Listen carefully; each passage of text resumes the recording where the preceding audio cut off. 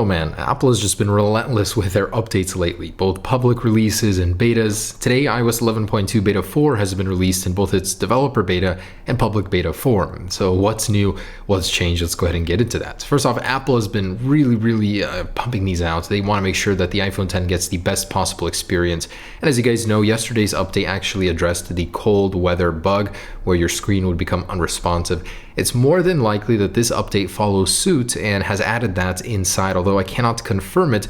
I personally have stuck this into the fridge and been unable to reproduce the cold temperature bug, so that's what I'm basing it off of. But otherwise, I can't say anything else has changed, but there are a few things I wanted to cover from the last version, which are very interesting. So if you guys have an iPhone X, that's where all of the interest lies mostly. For other devices, there's really not much else feature-wise. Now granted, you guys have a wireless charger. The wireless fast charging at 7.5 watts has been enabled in the last beta, so beta 3 of 11.2. That means you will notice your iPhone may heat up just a little bit more while charging because it is charging at a faster rate, but still in actual tests, it was proven that while charging at 7.5 watts with the 29 watt wall charger is actually faster than this wireless charging method. Still, for those of us that like the convenience of wireless charging, it's very nice to get that on our iPhone, and this also includes the iPhone 8 and 8 Plus. So the iPhone X as well does get fast wireless charging. Pretty cool that Apple has finally added it. And since the last beta, reachability now works in the control center. So swiping down,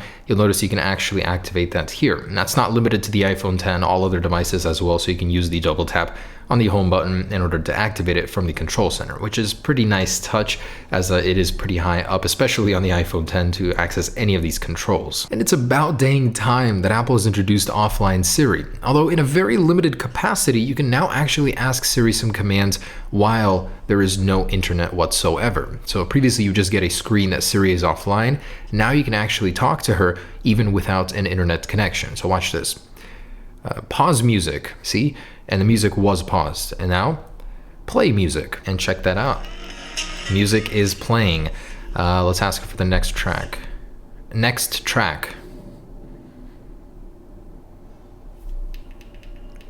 How cool is that? So you can control in a very limited capacity, play, pause, skipping tracks within the music application, but she cannot play while the music is not playing before. So previously, the music player had to be open and either paused on music or playing it in the background. She cannot open the music application for you while offline. So although very limited, and oh my gosh, look at that overlay, what is going on?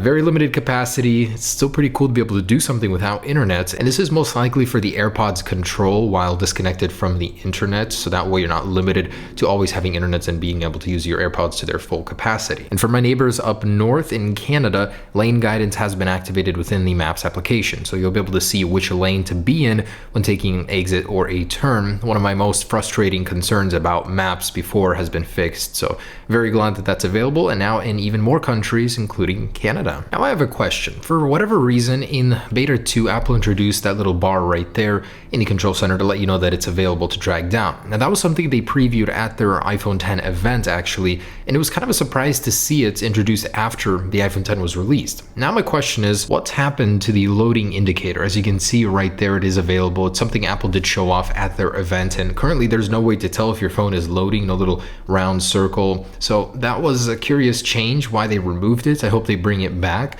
I'm just wondering where it went. But anyways, guys, there it is. iOS 11.2 Beta 4 is here. Most likely fixes the cold temperature bug, as well as introduces some features from Beta 3 in this new firmware. So that's awesome. I'm really glad to see that fast wireless charging is here, as well as some basic offline Siri commands. That's going to be awesome to actually use in a pinch. Anyways, last thing, let's do the Geekbench real quick, as is customary. And here's that score, 10,273 multi. On the last beta, Beta 3, dipped under 10,000, so a little change there. Anyways, guys, thanks for watching. That's the latest on iOS 11.2. Full release soon. This actually may even be the GM, so I would expect it to come within the next couple of weeks. Thanks for watching, guys. Peace.